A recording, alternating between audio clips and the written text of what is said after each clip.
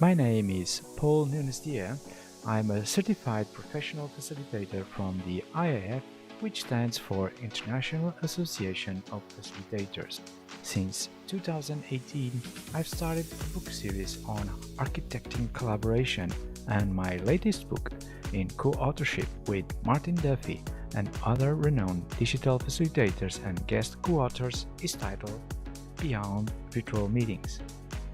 It's all about the importance of the digital tools that can extend and augment the power of you as a facilitator and a meeting host in virtual online meetings, but also on the hybrid meetings that are going to be so much needed in this post-pandemic era. Along with my co-author Martin Duffy and his team PhD colleague, we host Talk to Your Meeting Doctors, a series of hosted conversations with meeting experts that can advise you about how to transition to this new normal and take advantage of this incredible once-in-a-lifetime opportunity to make the organization of your meetings more sustainable and effective. Please stand by as the next show will start momentarily.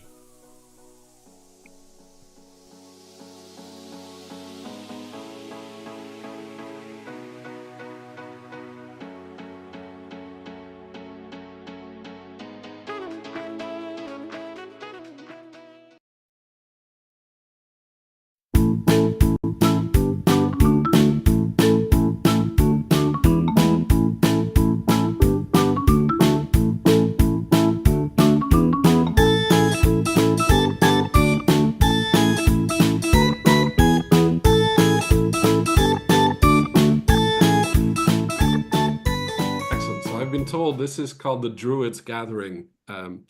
It is today, March 17th, at least here in Switzerland, on the 17th of March 2025, St. Patrick's Day. Some of us have dressed up in green just to celebrate that sense of context. And Paul and Martin and Joe, in our last conversation, were talking about this Druids Gathering. Now, I have no clue what this Druid Gathering is all about. As probably many of you don't, but Martin and Paul have something up their sleeve, and we're going to ask them all of the difficult questions that you could ask them as event designers, because we have the superpower of not knowing. Now, this superpower will erode very quickly, because as we roll around in the problem together, we're going to be obsessed with one question, and that's this question. Or hopefully Paul and Martin will have an obsession with this question, because they will want to know when they spend our time is how does your event or our event create value, right? And so this is one obsession that at the Event Design Collective we have as a team, and many of the practitioners have that. But then we add a little post-it at the bottom which says to craft, quantify, and celebrate progress over time. Right? So how does your event create value to craft, quantify, and celebrate progress over time?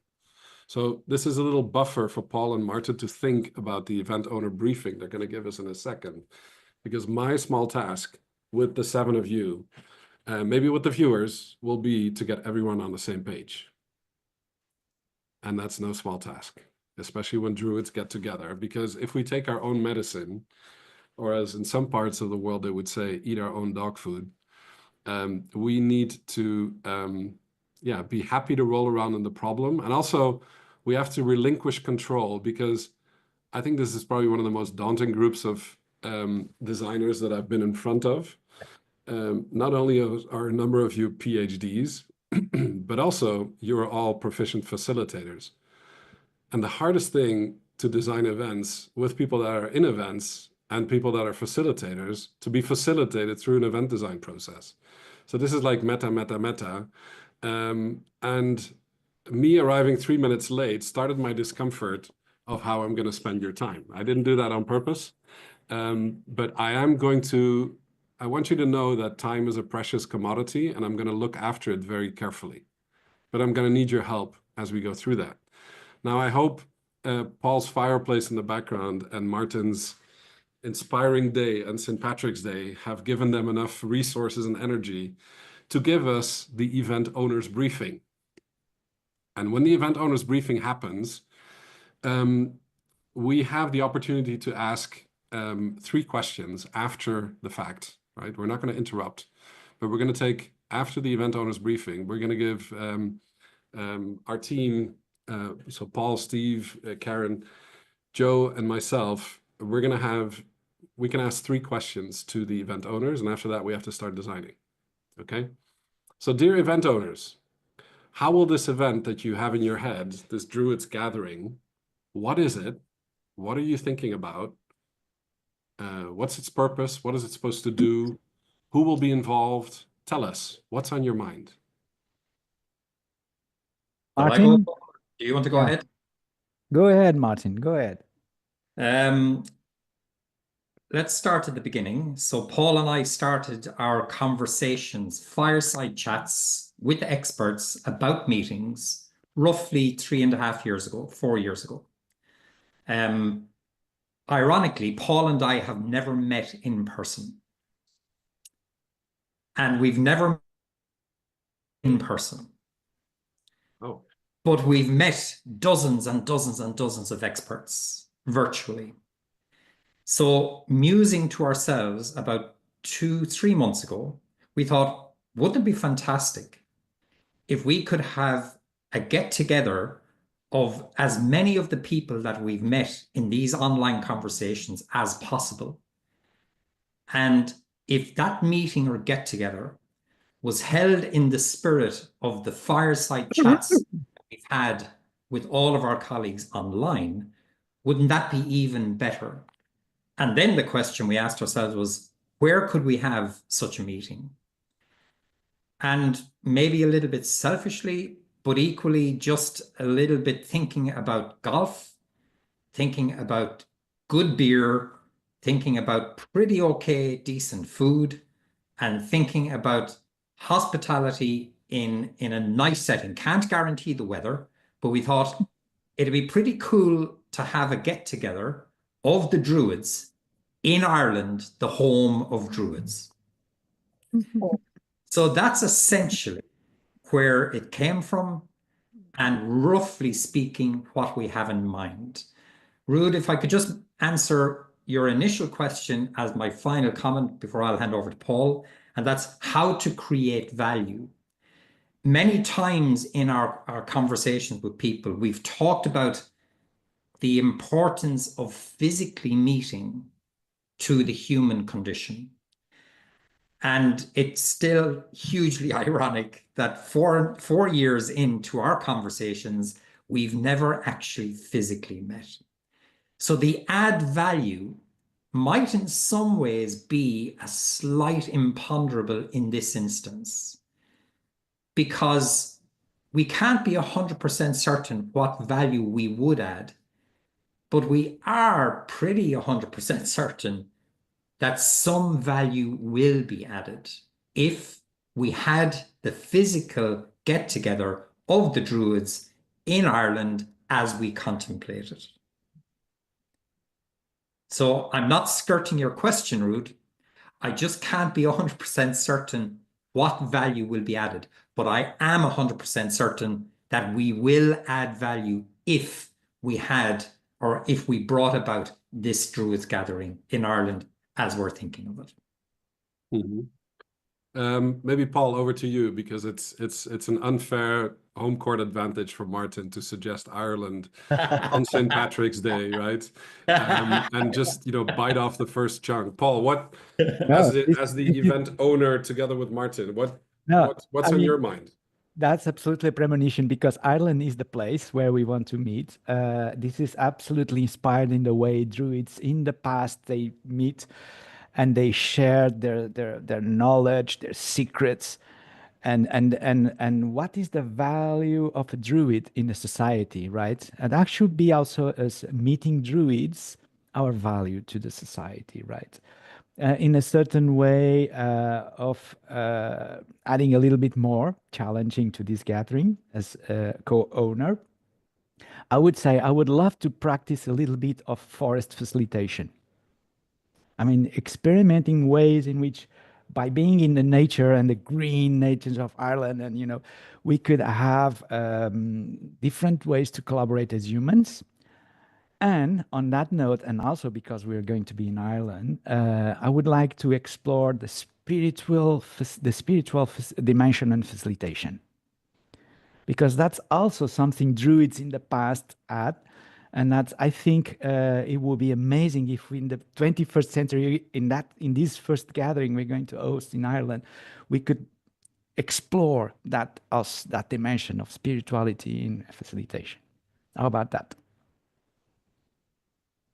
All right, no small task. So, Karin, Steve, Paul, Joe, this is our time in which we can formulate 3 questions. Maybe we have to expel our 2 event owners from the room for a moment. Okay. I'm going to sequester them into a breakout room just so they can talk amongst each other for a minute, and we can formulate 3 questions.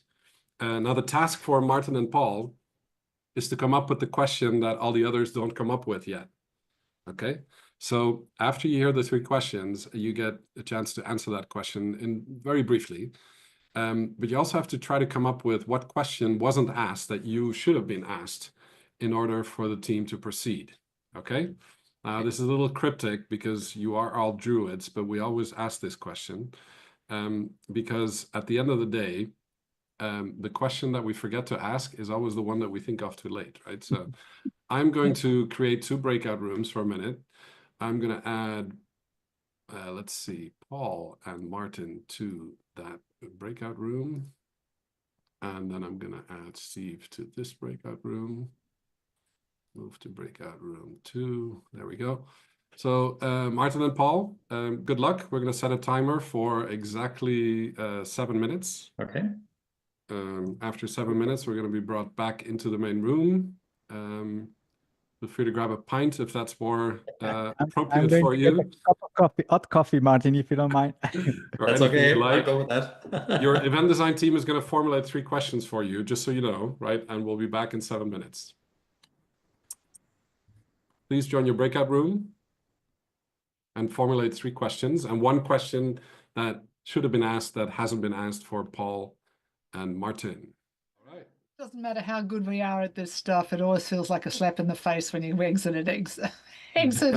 Welcome back to the main room. Hello, dear Druids. Going to have to, there's a little druid here that needs to say look at hello. that. Love it. Steve goes, oh, because she's really annoying me at the minute. Right? So, now, can you come on? Has she typed another question, or he? She'll be our mascot. The mascot. Oh, What's the name of the mascot? I think it's one of our additional event designers in the room. Good. Let's see if you could narrow it down to 3 questions. Feel free to ask your first question to the event owners. Event owners, please be brief in your answers. We don't have all day, okay? Sorry, I'm being Dutch for a minute. That's good. Our design process is time bound, right? We're already over time when it comes to answering the questions. Okay. So in our experience journey and our instructional design, I'm going to keep track of time to make sure we don't go over time. And we have for this session, I think, 90 minutes in total, Paul and Martin, is that correct? 90? Yeah. Oh. Which means after 9 minutes, we'll have 90 minutes, we'll have a hard stop. Okay. And then I'd like to invite you potentially for a second session if you think this was worth your time. And we'll carry on designing because design cannot be forced in 90 minutes only. Sure. Good. Yeah, we understand it's quite a challenge for you, obviously, Ruud.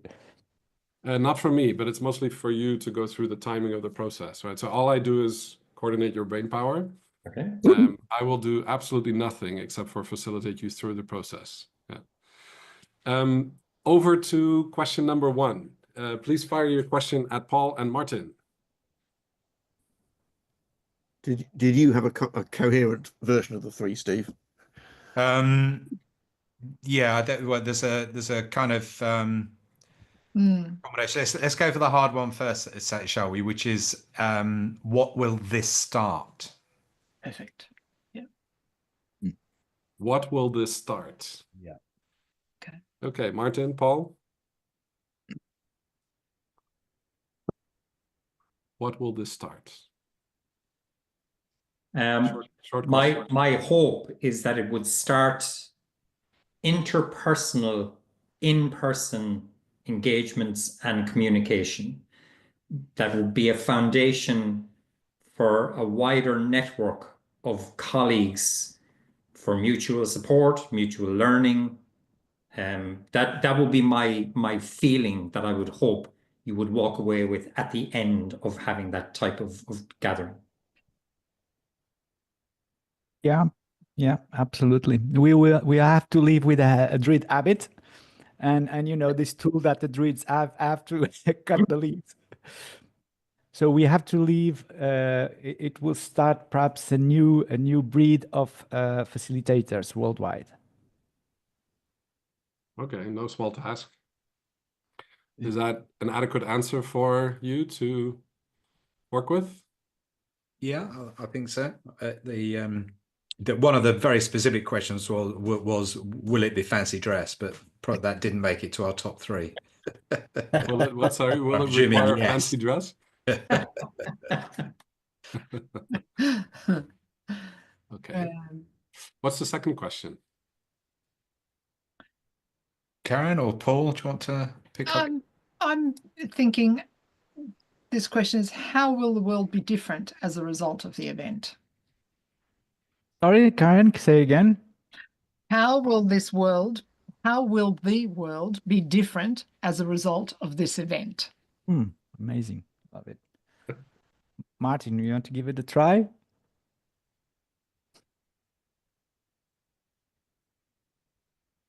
It's a really good question, Karin. I wish I'd thought of it. Immediately, I think the difference will be minimal.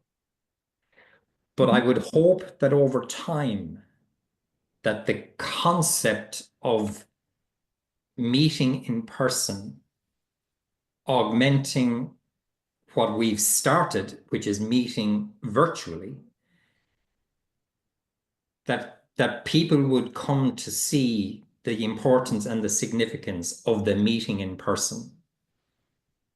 Because part of the conversations we've had in the last 3 years have emphasized that we've missed those meetings in person, but they haven't emphasized regaining the benefits of those meetings in person. So if meeting facilitators experienced firsthand both together, the 4 years that we've had with online versus short, intensive get-together in person, then I think we would have not disciples, that's the wrong word, evangelists for meeting in person to go forth and spread that word, if you like. Is that an adequate answer for the team?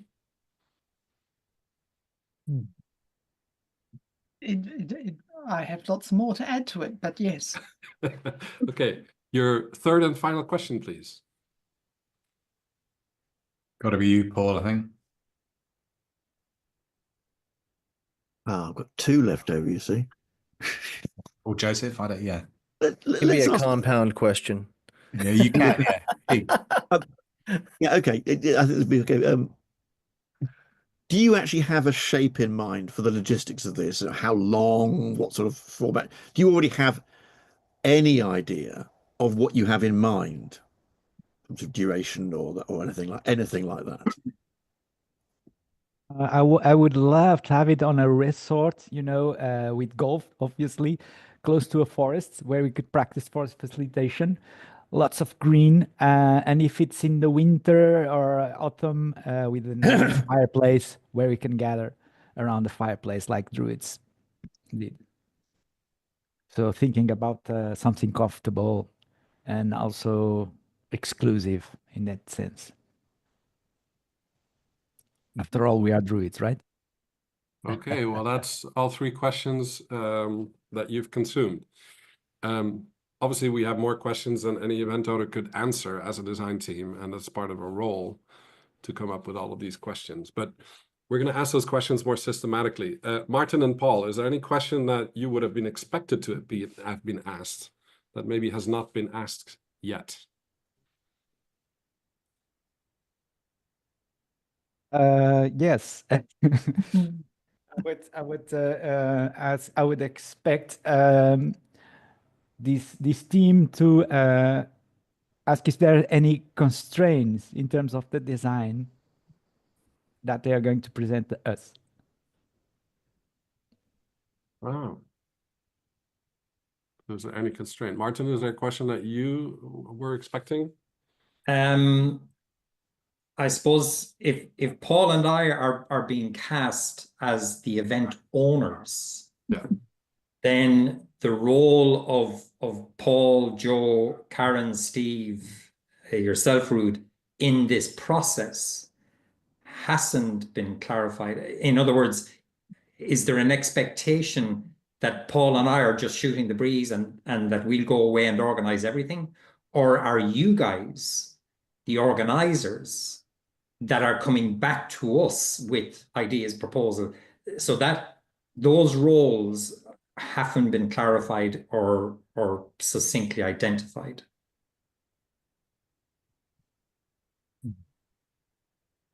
Okay, so I think this is a really critical point, right? Many event design teams, I think, forget to establish, after the event owner expresses their wish, what it is that the event owners can expect from the event design team. And there's even a mix-up in their minds from what I've been hearing just now, that maybe the event designers are also the event logistics and creators, right? The event team that actually goes and manages and delivers the event, which is a common misconception, because those are two very distinct, different types of tasks or roles, right? So I would like to, and this is typically what happens, is event owners that ask their question or have something in their prefrontal cortex and say, we should do this event. And they come up with, oh, it should be in Ireland. And, you know, how might we get together with all these people we met online? And how do we meet in person? And golf, good beer, decent food, hospitality, in a kind of a nice setting in Ireland. And then, you know, the other event owner sprinkles in that they want a spiritual dimension to the whole thing. But the one thing that all of us kind of here overlooked is, okay, what can we now do as facilitators or as designers together to ease and appease the mind of our two event owners as to what we can achieve together without even spending a dime, or without taking any decisions at this point, or without adopting any of the workload that they might see connected to what this consists of, right? So here comes in the event design team. So all of a sudden now we are flipping our model and saying, hold on, this is a great idea, but let's roll around in the problem for a while. Because if we can roll around on this problem and excavate it, then we can determine what happens. Now that we have a team and we have the event owners on board, I'm going to ask both Martin and Paul to have general amnesia and forget everything they just dreamed up for a moment, because they're going to be joining the event design team and I'm going to facilitate you. Okay? Now, before we do that, I need to know, what is your time restriction for today's session? In Switzerland, it's 15 hours and 43 minutes right now. And we need to know, how much time do we have between now and the end of our closest next session, meeting, Irish stout, or anything else that might get in the way of us staying together as a team for as long as we need to finish this part of the sprint. Maybe you can type in the chat box how much time is left on your calendar for this first session, and then we can see the lowest common denominator and set a time mark at that. Interestingly, I thought this was only an hour. I mean, the time is flying.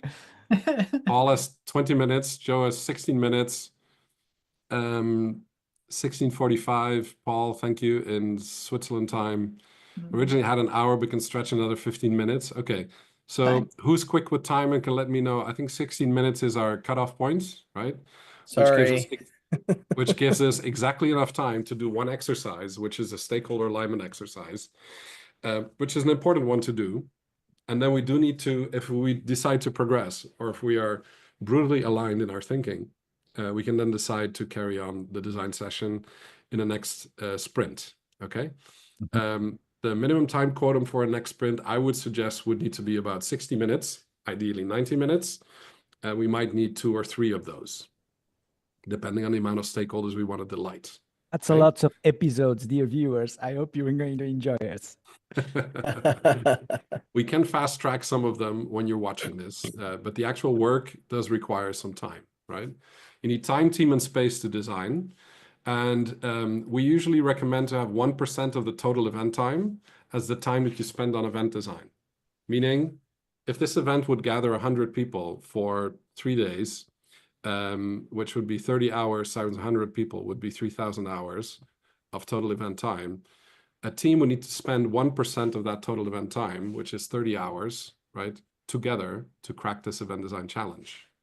Now, if you have 7 people and you divide 30 by 7, you can see the amount of time roughly that we would need. But in a linear process, imagine if you want to analyze 2 or 3 stakeholders, each stakeholder takes about an hour. Stakeholder alignment takes about 15 minutes. The actual prototyping can be very quick, but cannot be done during the analysis phase. It has to be done at a later time, preferably at a time when your brain is well rested, and we can just reflect on the behavior changes that we're designing for, and providing that our idea quarantine is very well fed with all sorts of crazy ideas that we're going to leave open in a digital design space that we have access to. I'm asking you to suspend your disbelief that this actually works. Okay? Thank you. The only thing I can do for you in the next 15 minutes is to demonstrate our stakeholder alignment. To do that, I'm going to invite you to a mural, and I've been reassured by both Paul and Martin that since the wonderful days of starting this collaboration that you guys have done online so far, is that most of us have discovered the wonders of online collaboration and are able and versed to use Mural as a system, right? So I see a thumbs up from Paul. If you can access that Mural for a moment and not get daunted by all of the different mental models that are there and frameworks, I'm going to guide you through them. The first most important thing that we're doing here is that we have a team available. And I'm going to do a quick screen share just for the recording, just so that we can orient ourselves on this workspace. Here we go.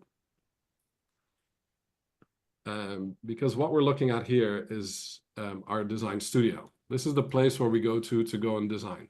Once we've cracked this, we pretty much know, hopefully, what's going to happen at this event.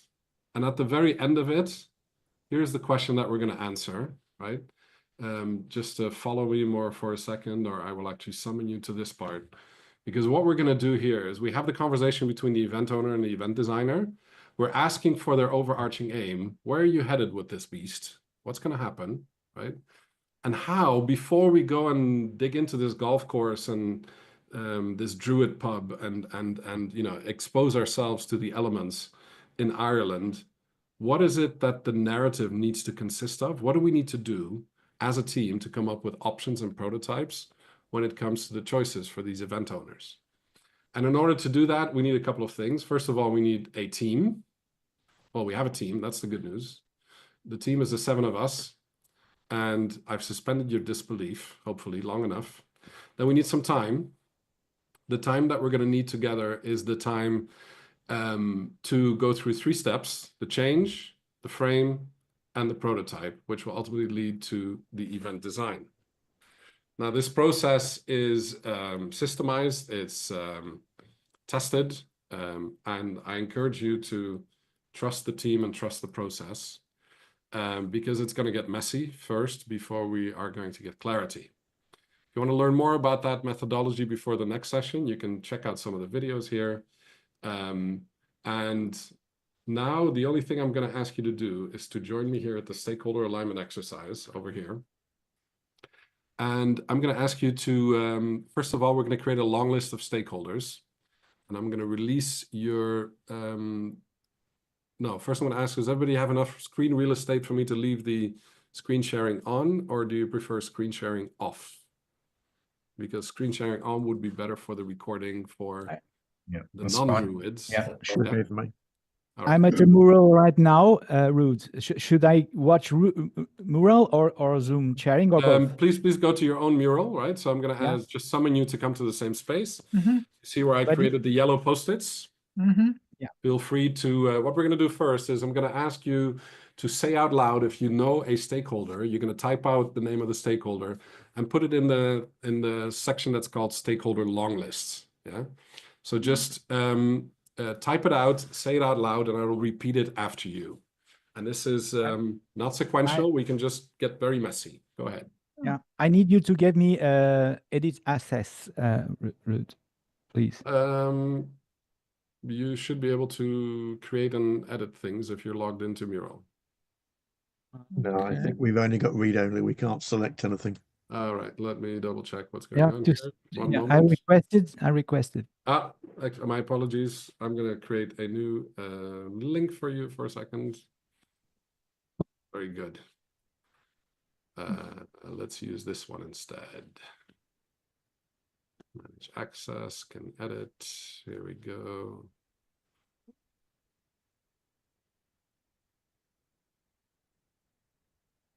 Copy link. All right, let's use this link here.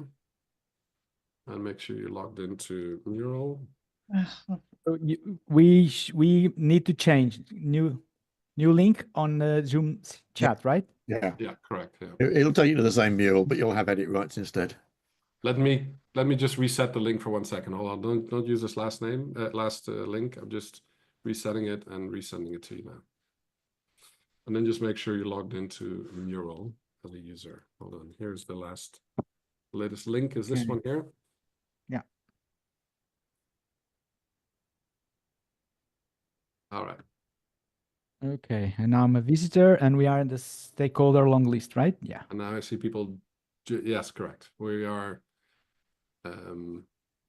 Joe is typing. As you typed it, please say it out loud so we can hear each other. Okay.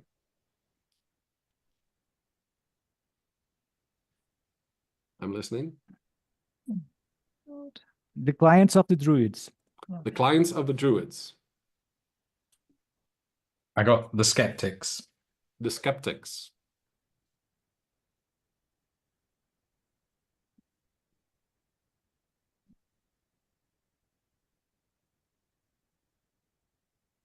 I'm listening. The disbeliever in meetings. Disbeliever in meetings. And collaboration.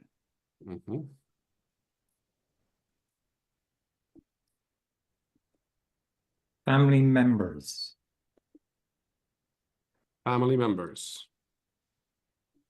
Good. Right, I'm just trying to read.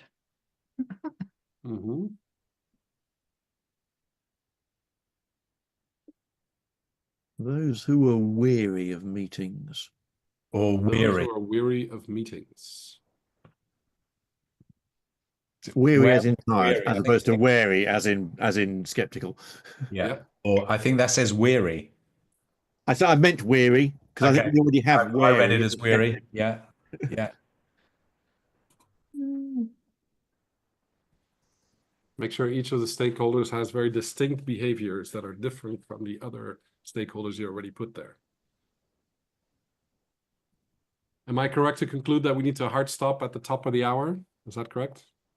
Yeah, please. Well, yeah. I mean, I can do another 10 minutes or so, but yeah, but I would like us to be all together when we design, right? So basically, I'm giving you bonus time back if you have planned more time than our least common denominator has in practice. Clarify what we mean by family members. I mean literally or metaphorically? literally. Right. So the family members of those attending the Druid Gathering. Yes, correct. Grandchildren and other.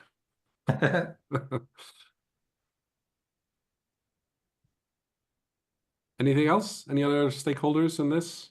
Remember, stakeholder is somebody that has to win or lose something as a result of this gathering. I guess there must be the venue. The venue? Yep. I would put here the meeting researchers. The meeting researchers. Thank you. I'll leave that there. I think that's a fair thing. I put Gen Z because they're the ones who are going to have to deal with all this. the big problems. Sounds fairly broad, but I see that there's the meeting scientists there already, so I think Yeah. I would remove the researchers. Okay. Okay. and for those of you that are aligning all the post-its to look really neat, don't bother, right? This is going to get messy before it gets nice. Event design is a messy process. It's not about alignment of the post-its. It's about alignment of our thinking. Okay, are we missing any key stakeholders that have a stake in this?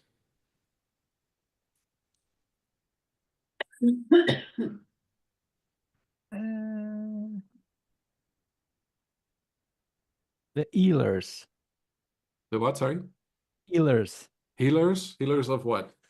Faith Um, healers? The healers spiritual. of post-COVID syndrome? Or Spiritual. sorry? Spiritual healers. Spiritual healers. All right. No shortage of stakeholders, as I can tell. Next, I'd like you to focus over on the right here. I've got a post-it.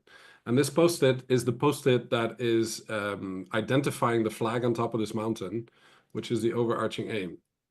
So the question is, how could you formulate together, based on what your understanding is of this event, is in the far future, if this event is a success, what is the overarching aim for Paul and Martin, right? What will this, if this event is a success, what will the dent of the universe be due to the fact that this is now in existence versus it not being in existence? What's the overarching aim? Let's see if you can wordsmith the overarching aim there.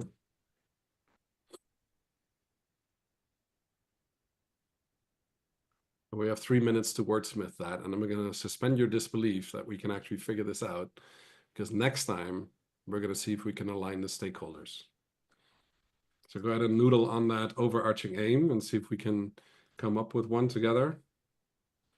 In the meantime, if you're not good at coming up with overarching aims, over on the right, you will see something on the left, sorry, a green field, not because of St. Patrick's Day, just by coincidence. It's called the idea quarantine. This is where we lock up all of the ideas that are currently bubbling in our heads. And you can drop pictures, videos, photos, golf balls, whatever you want into this space, which may inspire our thinking in the future when we start prototyping based on all of our design restrictions. And between now and the next session that Paul and Martin are going to organize with us, you can keep adding stuff to the idea quarantine. There's no limits. You Where's can the resize idea it. quarantine, Ruud? The idea quarantine is on the left here of your Oh, stakeholder on the left. canvas. Okay. Yeah? The green space. Yeah. And the idea quarantine is really intended for you to just add any idea that might come up in your head, right? Okay. Use an icon, a video, a photo, a thing, whatever, a blurb, a post-it. It doesn't matter what it is. Just drop it in there. No judgment. The reason it's a quarantine is that we need to decontaminate these ideas. Because if somebody can see that it's Paul's or Martin's ideas, maybe we think it's very important and we might want to include it without even assessing whether it's a good or a bad idea, right? So it doesn't matter who came up with it, just drop it in there. If your grandkids have great ideas, Martin, have them add it there too, right? Anybody can add to the idea quarantine. No restrictions. Okay, let me check the overarching aim before we hook off in 2 minutes. I'm going to zoom into that for a second. So to create the definitive guidance that sets any expectation on why people should meet in person to do what? A space for learning and development for the greater good of facilitators. A new contribution to the world of event design. Creative solutions to meeting load paradox. Community of meeting practitioners, a new breed of facilitators, the Meeting Druids. Time for more in real life events experiences in many Druid groups around the world. And I'm just going to drop these real quick in our friends at ChatGPT to see if it can come up with one overarching aim, because we're running out of time.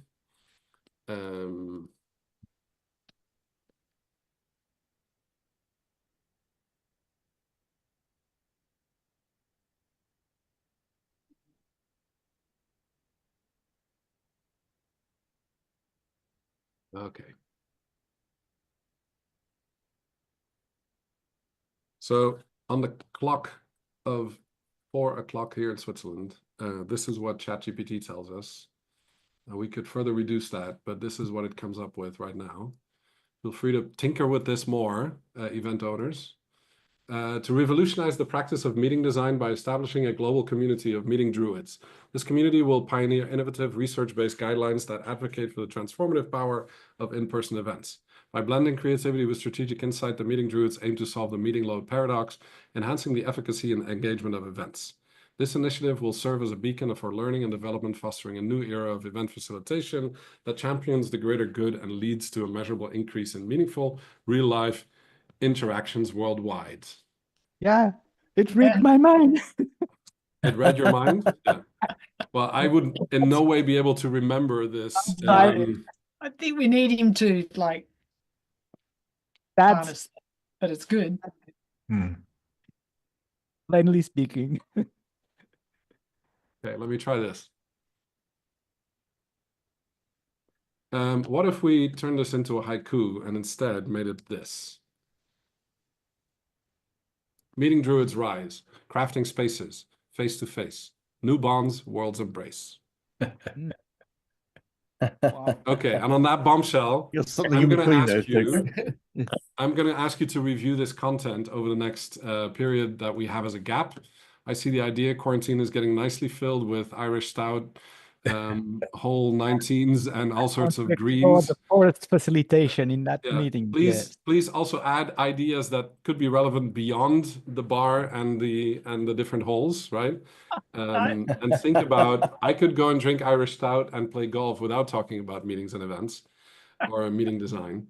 But think about all of those things in between now and the next time. Okay, so I hope you enjoyed this first kind of session. We haven't gotten very far, but we have done two things. One is we've peeled out of the brain of Martin and Paul the outcomes of what they think they want from this event. We have together asked some questions. We've come up with a long list of stakeholders. We defined the overarching aim. In our next session, the idea quarantine will explode with more content, and we will actually come up with a gradient of what the power and interest is of the different stakeholders over achieving this, and we'll identify who to delight. After that, we're going to do a systematic analysis of these stakeholders and create their own narratives so that we know what behavior changes we're looking for. And based on that, we'll be able to filter the ideas and come up with prototypes and present them back to Martin and Paul. How does that sound? Sure. Yeah. That's amazing. Cool. Amazing. Thank you for joining this first session. Martin and Paul, let's gather back and figure out when the next one will be. Okay, absolutely. We have to do it monthly because that's where the cadence of our LinkedIn Live episodes. It is going to be live soon, and then we're gathering the next one. Thank you so much, everyone. Thank you. Sounds good. Thank you. Thanks, I'm sitting here a little bit mind blown just at the moment, so I need to process all of this. I might get you on a 2 minutes videos reactions, dear guest speakers, right, for the episode. Okay. You need to send me some stuff for the episode. Okay. Excellent. Sounds good. Thanks so much. Bye. Bye. Thanks, everyone. See you soon. Bye. Cheers.